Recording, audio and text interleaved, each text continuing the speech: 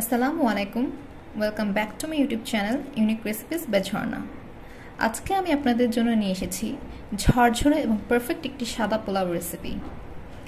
পোলাও কীভাবে রান্না করতে হয় তা আমরা কম বেশি সকলেই জানি, কিন্তু আমাদের মধ্যে অনেকেই আছে যারা পোলাও রান্না করলেও তা ঝরঝরে হয় না বা পানি ও চালের অনুপাত নিয়ে বিভ্রান্ত থাকে। আমার এই আজকের রেসিপিটি তাদের জন্য। চলুন কথা না বাড়িয়ে শুরু করে দিই আজকের রেসিপিটি। আজকের রেসিপির জন্য আমি এখানে নিয়ে নিয়েছি 1 কেজি পরিমাণ চিনি গুঁড়া চাল। এই চালগুলোকে আমি ধুয়ে 10 মিনিট পানিতে ভিজিয়ে রেখেছিলাম এবং 10 মিনিট পরে চালগুলোকে পানি ঝরতে রেখে দিয়েছি। এবার একটি কড়াই আমি দিয়ে দিচ্ছি 2 কাপ পরিমাণ সাদা তেল।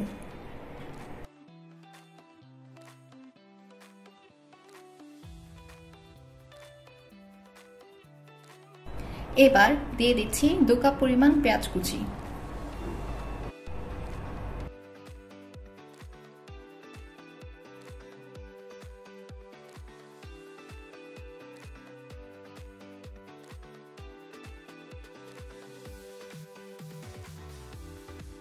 দিয়ে দিচ্ছি ঘি 1 টেবিল চামচ।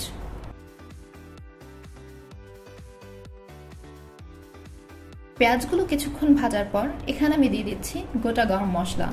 গোটা গরম মশলার মধ্যে এখানে আমি নিয়ে নিয়েছি তেজপাতা 2 থেকে 3টি, লবঙ্গ 4 থেকে 5টি, এলাচ 6 থেকে 7টি এবং দারচিনি 1 টুকরো। দিয়ে দিচ্ছি আদা বাটা 1 টেবিল চামচ।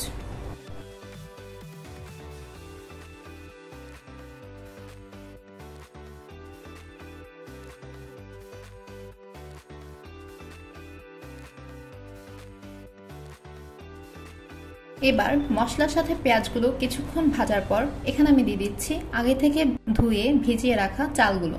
দিয়ে দিচ্ছি লবণ স্বাদ মতো। এবার চালগুলোকে বেশ কিছুক্ষণ সময় নিয়ে ভাজতে হবে। মনে রাখতে হবে যে চাল আপনি যত ভালো করে ভাজবেন আপনার পোলাও তত বেশি ঝরঝরে হবে। চাল ভাজার সময় আপনি এক পর্যায়ে দেখবেন যে আপনার চালগুলো বেশ কিছুটা ভারী হয়ে এসেছে এবং আপনার চালের রং কিছুটা বাদামি হয়ে আসছে। এই পর্যায়ে বুঝবেন যে আপনার চালগুলো ভাজা হয়ে এসেছে। এবার আমি চালের মধ্যে দিয়ে দিচ্ছি চালের দ্বিগুণ পরিমাণ পানি। যদি আপনার চাল হয় 1 কাপ, তাহলে আপনাকে পানি ব্যবহার করতে হবে চালের দ্বিগুণ অর্থাৎ 2 কাপ পরিমাণ পানি, এবং পানিটি অবশ্যই গরম হতে হবে।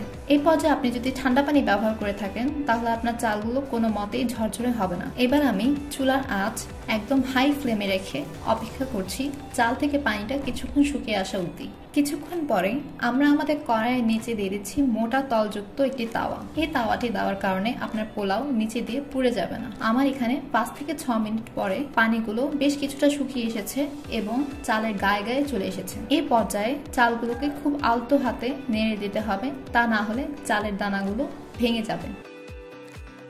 এবার আমি এতে দিয়ে দিচ্ছি আগে থেকে জাল করে রাখা 1 কাপ তরল দুধ।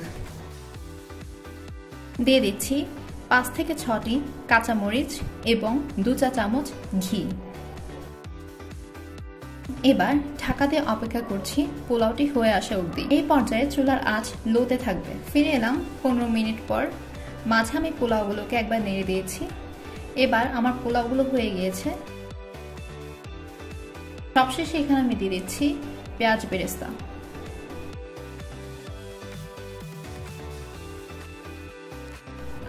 হয়ে গেল আমাদের ঝরঝরে এবং পারফেক্ট সাদা পোলাও।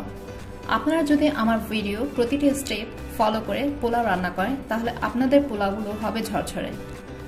আশা করছি আমার আজকের ভিডিওটি আপনাদের ভালো লেগেছে। যদি ভালো লেগে থাকে তাহলে আমার ভিডিওটিতে অবশ্যই একটি লাইক করে দেবেন এবং আমার চ্যানেলটিকে সাবস্ক্রাইব করবেন নতুন নতুন আরও সব রেসিপি দেখার জন্য। দেখা হবে নতুন আরেকটি রেসিপি নিয়ে। ততদিন ভালো থাকবেন, সুস্থ থাকবেন। আল্লাহ হাফেজ।